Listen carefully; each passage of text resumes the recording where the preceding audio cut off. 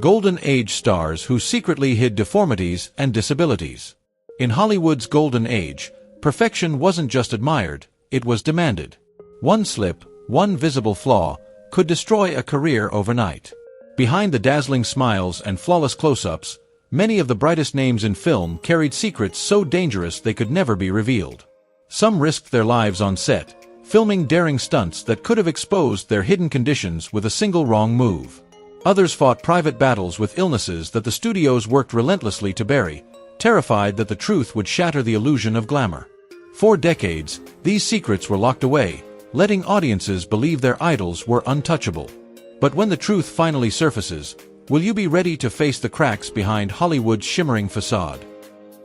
Marilyn Monroe, the body secret that made her beg to keep acting.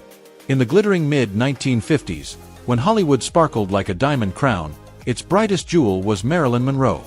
America worshipped her, the golden hair, the dazzling smile, the curves that could silence a room. She seemed like perfection sculpted into human form. But behind the illusion lay a truth guarded as tightly as a Cold War secret. Marilyn wasn't the flawless goddess the cameras adored. She was born with a slight foot deformity, which sometimes made her walk uneven. In ordinary life, it was nothing. But in Hollywood, where every inch of the body was magnified under blinding lights, it became an unforgivable flaw. Studios forced her to spend endless hours practicing poses, twisting her body until she ached, just to deliver the image of effortless grace. The pain didn't end there. Marilyn battled a hidden torment, endometriosis. Stabbing abdominal pain struck without warning, sometimes in the middle of a scene. Once, moments after the director yelled, "Cut," she collapsed against a wall, her makeup streaked with sweat. An assistant leaned in and whispered coldly, "You have to keep going. They're waiting out there." Her entire career was a cruel dance between seduction and suffering. The gowns, the diamonds, the glowing close-ups, all were masks, concealing a fragile body and a breaking heart. And when the news of her death at just 36 shattered the world, those who had stood beside her didn't speak in shock. They whispered in guilt, "We pushed her too far." John Wayne. Next up, the cowboy king himself, John Wayne, an icon who proved that even when a man loses part of his body, his spirit can still tower over Hollywood forever. Wayne, the rugged giant who stood nearly 6 feet 4 inches with a commanding voice and the stride of a horseman born for the saddle, carried a secret most audiences never imagined. Behind the myth of the untouchable cowboy was a body missing a lung, an organ essential for survival. In 1964, doctors cut into Wayne's chest for hours, removing an entire lung and 2 ribs after a brutal cancer diagnosis. For any action star, it should have been the end, a career death sentence.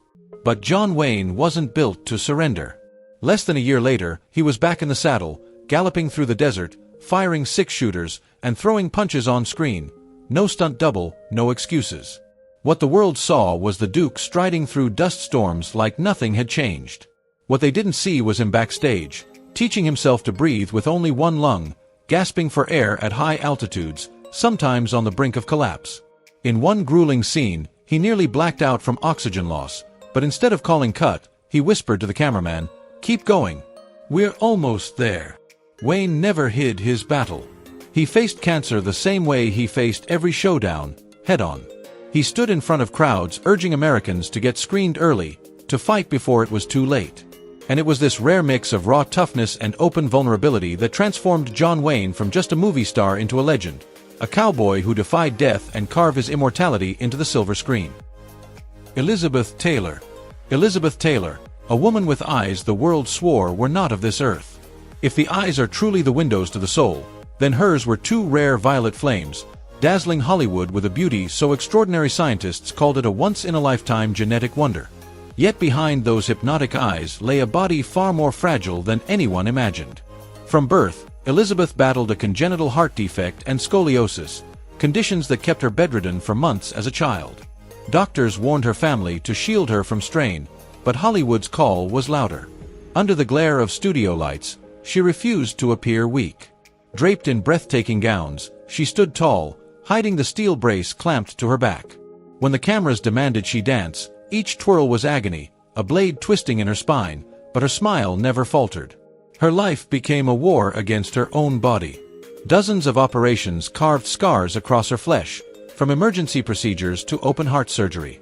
And yet, just days after leaving the hospital, she would glide onto red carpets, flawless in diamonds and silk, ready to blind the world with her radiance. It was this haunting duality, goddess beauty trapped in a body of constant pain, that made Elizabeth Taylor a legend. Hollywood worshipped her as a star, but behind the glitter, she was a woman forever in battle with illness. And if Elizabeth Taylor's story stirs your heart, then the next figure will leave you breathless. James Dean. James Dean's story is a haunting reminder of how fragile youth can be, when a star has only just begun to shine, only to be snuffed out in a single fateful instant. In the mid-1950s, as the image of rebellious youth was erupting across American cinema, Dean appeared like a blazing blue flame. With only 3 films, Rebel Without a Cause, East of Eden, and Giant, he became the eternal symbol of a generation searching for itself. But behind that cool, untouchable facade was a secret Hollywood never told. From an early age, Dean struggled with 2 hidden impairments. He was severely nearsighted, so much so that he could barely recognize faces from a few feet away. A teenage accident left him partially deaf in his left ear, forcing him to memorize his co-stars' movements and read lips so he wouldn't miss his cues. On set, especially during high-speed driving sequences, Dean relied on instinct, muscle memory, and raw intuition to make it through. The distant gaze, the detached aura that audiences worshipped as artistic genius. In truth, it was the constant strain of a young man fighting to bridge the gaps in his vision and hearing. Then came September 30th, 1955. At just 24 years old, James Dean sped down a California highway in his silver Porsche 550 Spider. A curve. Another car. A flash of headlights. And in seconds, the world lost one of its brightest new stars. His death froze him in time, a legend forever young. Yet those who knew him best carried with them the truth, that James Dean's magic on screen was born not just from talent, but from the quiet battles he fought every day against the body that betrayed him. Audrey Hepburn. When Audrey Hepburn first graced the silver screen, it felt as though a dream had taken human form. With her doe-like eyes, slender frame, and a smile so gentle it seemed to heal the world, she embodied a new kind of beauty. Yet behind that delicate image was a childhood carved by war. At just 11 years old, Audrey lived under Nazi occupation in Holland, where starvation was so severe she survived on tulip bulbs and wild grass. The years of malnutrition stunted her body, left her immune system fragile, and caused lasting stomach damage that haunted her for life. Even as she dazzled the world in Roman holiday and breakfast at Tiffany's, Audrey often collapsed into exhaustion and endured relentless stomach pains between takes. But she never let audiences see her suffering. Instead, she transformed her fragility into grace, redefining beauty at a time when Hollywood worshipped voluptuous curves. She once said, "The beauty of a woman is not in a facial mode, but the true beauty in a woman is reflected in her soul." Perhaps that is why, despite her fragile health, Audrey's light outshone every spotlight. Her radiance didn't end on film. It extended to her humanitarian work, where she gave her last years to helping children who, like her younger self, had endured the scars of war. Paul Newman. Paul Newman, Hollywood's blue-eyed legend who defied the odds. With eyes as piercing as a summer sky and a smile that could disarm an entire room, Newman wasn't just a movie star, he was a force. Fans adored him in Cool Hand Luke, The Hustler, and Butch Cassidy and the Sundance Kid, but away from the screen, he lived for speed. Newman was a fearless race car driver, throwing himself into high-octane competitions where danger was always a heartbeat away. Yet few knew his secret. Paul Newman was colorblind. In a world where one wrong reading of a flag could spell disaster, he saw only blurred shades. The green that signaled go, the red that screamed stop. To him, they were indistinct patches of color. But instead of giving up, Newman rewrote the rules. He memorized every curve, every breaking point, learning to trust the hum of the engine, the vibration of the tires, and the instincts carved deep into his bones. Teammates swore he drove as if he had radar in his head. Even more astonishing, at 70 years old, Newman climbed the podium at the 24 Hours of Daytona, one of the oldest champions in racing history. For him, colorblindness wasn't a weakness. It was proof that true vision comes from courage, grit, and heart. And if Paul Newman has earned your admiration, his story isn't just about racing, it's about refusing to let limitations define you. Sean Connery. Then came Sean Connery, the legendary 007, proving that sometimes a flaw can make an image even more untouchable. Connery, the original James Bond, had been deaf in one ear since his days in the Royal Navy. When he first stepped into that tuxedo in 1962 and introduced himself with the now immortal words, "Bond, James Bond," the world believed it had discovered the perfect secret agent. So suave, so invincible, it was hard to imagine he was real. Yet behind that flawless screen persona, Connery carried an unexpected impairment. During his naval service, a brutal injury left him with total hearing loss in his right ear. On film sets, this was no small challenge. Action scenes demanded lightning reflexes, yet Connery could only hear from one side. Co-stars remembered how he subtly shifted his stance to catch dialogue better, or discreetly read lips in noisy scenes. But the audience never knew. On screen, he could hear gunshots from miles away, footsteps creeping closer, and danger before it struck. He was pure 007. Connery never viewed his hearing loss as a weakness. He once reflected, "If you focus on what's left, you won't have time to dwell on what's lost." That mindset may have been the secret to his power, the quiet strength that not only made him the first Bond, but also the most iconic, forever etched in the hearts of millions. Steve McQueen. Steve McQueen, forever crowned the king of cool, lived life at full throttle, defying limits on the screen and in reality. In the 1960s and 70s, no star carried his swagger. From Bullet to The Great Escape, McQueen wasn't just acting, he was danger, rebellion, and speed. He drove his own cars in pulse-pounding chase scenes, soared over fences on motorcycles, and turned every stunt into legend. But at the height of his fame, a silent and merciless enemy crept into his life. In 1979, McQueen was diagnosed with mesothelioma, a rare and vicious cancer almost always linked to asbestos. The shocking twist. The source pointed back to his Hollywood career. On war sets, in action-packed films, McQueen often wore asbestos-lined suits and worked in environments filled with toxic fibers, exposures no one yet understood could be deadly. By the time the cancer was discovered, it was already far advanced. Still, McQueen refused to surrender. He chased every possible cure, even traveling to Mexico for controversial treatments. Friends remembered how, even as his body weakened, he kept flashing that cool, crooked smile, once joking, "I've escaped every explosion, but maybe not this time." On November 7, 1980, at just 50 years old, Steve McQueen lost his battle. The world mourned not just an actor, but a cultural icon who embodied danger with style. Yet his death left behind a chilling question. Did Hollywood itself, unknowingly, kill the very man who defined its golden era of cool? Kirk Douglas. Kirk Douglas, the indomitable star of Spartacus, built his legacy as Hollywood's iron-willed warrior, both on screen and in life.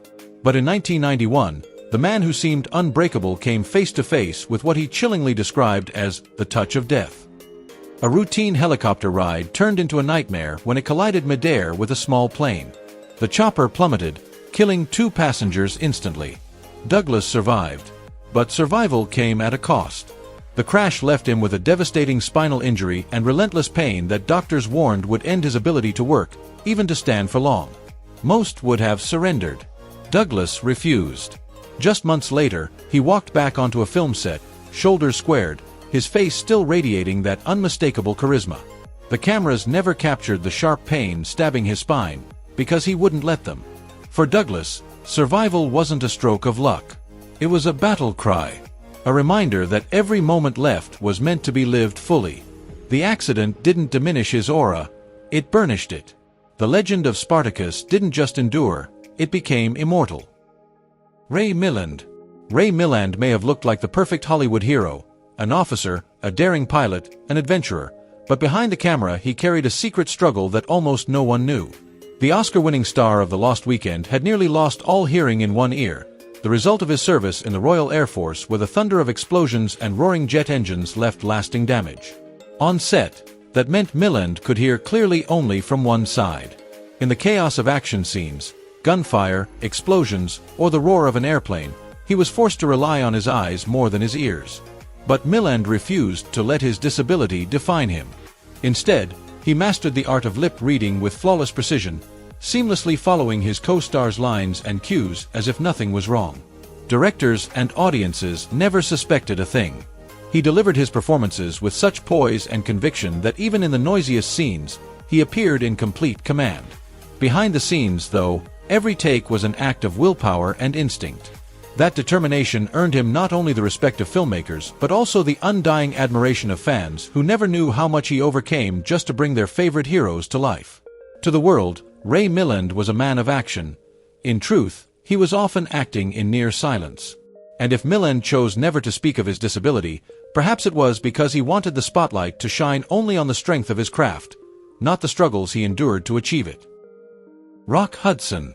Rock Hudson carried a secret that only surfaced in his final days, one that shook Hollywood and the entire nation to its core. The towering 6 feet 4 inches leading man with a chiseled jawline and warm, magnetic smile was once the ultimate dreamboat, the embodiment of masculine perfection. From magnificent obsession to pillow talk, Hudson was Hollywood's golden image of romance and sophistication, the man every woman longed for and every man admired.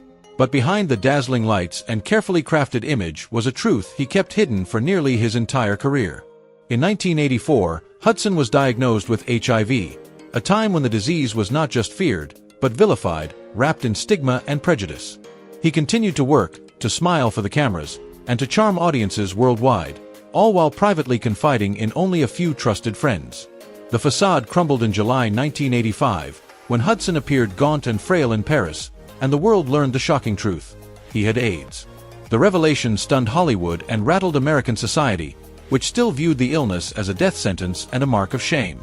Just 3 months later, in October of that same year, Hudson passed away at 59. His death was more than the loss of a beloved star, it became a cultural turning point.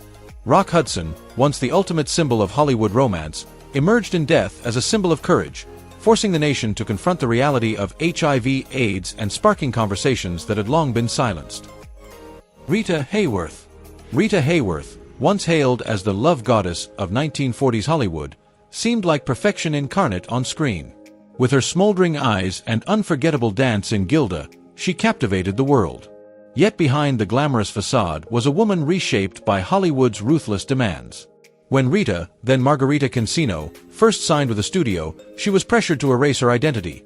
Her dark hair was dyed a fiery red, her natural hairline painfully altered to raise her forehead, even her walk and speech retrained until she became the studio's manufactured ideal.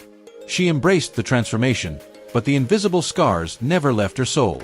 The tragedy deepened in the late 1970s, when Rita began to show signs of Alzheimer's disease, an illness barely understood at the time. The public misread her symptoms as alcoholism, and the whispers tarnished her reputation. Only in 1981 did her daughter reveal the truth.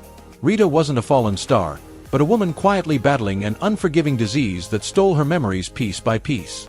She passed away in 1987, but her struggle brought a new awareness of Alzheimer's to America. Rita Hayworth's story is more than Hollywood glamour. It's the tale of a woman forced to change everything for fame, only to be misunderstood in her final years by an industry and a public unprepared to see the goddess behind the screen reduced by illness. In the end, her legacy stretched far beyond her films, leaving behind not just beauty and stardom, but compassion and a fight for understanding. Gary Cooper. Gary Cooper, Hollywood's gentleman cowboy, spent his final years fighting battles far tougher than any shootout on screen, crippling back pain and a silent, merciless cancer. To audiences, he was the very image of integrity and rugged charm, commanding the screen in High Noon, Sergeant York, and countless westerns with his steady stride, unshakable calm, and piercing gaze. But behind that effortless presence was a man in agony. Every step Cooper took on set was laced with searing pain, the result of years of horseback falls and his refusal to let a stunt double take his place. He endured injections of painkillers just to keep the cameras rolling. In High Noon, when viewers saw him moving slowly, his face etched with quiet intensity, part of that performance was no act. His back throbbed so violently he could hardly breathe. The tragedy deepened in 1960 when Cooper was diagnosed with prostate cancer, a disease that crept into his lungs and bones. At a time when Hollywood preferred silence over vulnerability, Cooper chose not to reveal his suffering. He smiled, charmed, and appeared in public as though nothing was wrong, determined to protect the image of the strong, unbreakable hero. But by 1961, the mask slipped. Accepting his fate, he admitted with quiet finality, "I will not be back to the set again." Just months later, at only 60 years old, the cowboy of American cinema rode off into eternity. Audiences remembered him as the indomitable hero of the West. Yet few knew the truth, that many of Gary Cooper's greatest performances were carved out of unbearable pain, a testament to a man who endured in silence so the myth of the cowboy could live forever. Humphrey Bogart. Humphrey Bogart kept acting even as late-stage esophageal cancer consumed him. In 1956, at the very height of his legendary career, Bogart received a diagnosis that sliced through his life like a razor: esophageal cancer. By the time it was discovered, it was already advanced. He had shed nearly 15 kilos, and his voice, the smoky, magnetic voice that had seduced audiences for decades, had grown hoarse and labored. Every bite of food felt like a war inside his body, each swallow sharpened into agony by the tumor pressing against his throat. Doctors begged him to step away, to rest, to prepare for the inevitable. But Bogart only shrugged. "If I stop acting, it means I'm already dead." And so, in unbearable pain, he still walked onto every set with the same steady, unshakable presence that made him Hollywood's ultimate leading man. On screen, audiences saw only Rick Blaine, cool, detached, flicking his lighter with that half-smile. They never knew that each drag of a cigarette scorched his throat so badly it brought tears to his eyes. For nearly 2 decades, Bogart had rewritten what it meant to be a movie star. He didn't rely on perfect looks or ornate speeches, just those eyes that carried stories, and a truth that cut straight to the bone. Even after surgeons removed part of his esophagus, he refused to take on easy roles. To Bogart, a role without challenge wasn't worth living for. On January 14, 1957, Humphrey Bogart died at just 57 years old. At his funeral, nearly every giant of Hollywood came to pay respect. Katharine Hepburn, his co-star and closest friend, left the room breathless with one line: "He left the way he lived, never letting anything dim his style." Charlton Heston. On August 9, 2002, Charlton Heston walked slowly to a podium, facing a room packed with reporters. He smiled, and for a moment, his eyes still carried the same commanding confidence that once steered Ben-Hur's chariot across the Roman arena. But his voice betrayed him, deliberate, heavy, as if he were clinging to every syllable before it slipped away. Then came the sentence that made the world fall silent: "I have been diagnosed with Alzheimer's disease." It was one of the rare times the public saw the legendary actor admit weakness. For years, Heston had quietly battled the disease that was stripping away his memory and his gift for speech. Close friends whispered that on set, he sometimes relied on scribbled notes or subtle cues fed through an earpiece just to keep his lines intact. But audiences never knew. To them, he was still Moses commanding the Red Sea, Ben-Hur defying the Empire, El Cid charging into battle, a man carved out of steel and myth. Hollywood has never been kind to frailty, especially in its leading men. Heston understood that better than anyone, yet he kept standing in front of the camera, depending on the muscle memory built over decades to fill the growing gaps in his mind. When he chose to reveal his illness, it wasn't a plea for sympathy, it was a call to break the silence. At a time when many families still hid Alzheimer's in the shadows, Heston stood tall, using his own struggle to shine a light on the disease. In that moment, the indomitable hero of the silver screen faced a battle he could not win. And yet, his choice to confront it publicly remains one of the most courageous acts in Hollywood history. Ingrid Bergman, a goddess who defied scandal and battled cancer until her final breath. Ingrid Bergman, those deep, soulful eyes, that hypnotic voice that lured millions into Casablanca, was once worshipped as a goddess of the silver screen, admired on both sides of the Atlantic. Yet behind the glamour, she endured 2 storms that would have destroyed anyone else: a scandal that nearly erased her from Hollywood, and an illness that slowly consumed her body. In 1949, at the height of her fame, Bergman fell in love with Italian director Roberto Rossellini and became pregnant while still married to Dr. Peter Lindstrom. In the conservative climate of post-war America, this was more than a scandal, it was an earthquake. The U.S. Senate even condemned her publicly, branding her a moral threat and demanding her films be banned nationwide. Overnight, America's sweetheart became its most hated woman. But Bergman refused to bow her head in shame. She left the United States, built a career in Europe, and with sheer talent clawed her way back. By the mid-1950s, she returned triumphantly in Anastasia, winning an Academy Award, a stunning rebuke to those who had tried to bury her. Just when it seemed nothing could break her, fate dealt its cruelest blow. In the late 1970s, Bergman was diagnosed with breast cancer. Yet even as chemotherapy ravaged her body, she continued to act. In her final film, A Woman Called Golda, 1982, she delivered a towering performance while one arm was nearly paralyzed from the disease. On August 29, 1982, her 67th birthday, Ingrid Bergman died in London. From goddess to exile, from scandal to redemption, she never surrendered to shame, disease, or death. Instead, she left behind a legacy of brilliance, pride, and unshakable defiance, a reminder that true legends cannot be silenced. Montgomery Clift.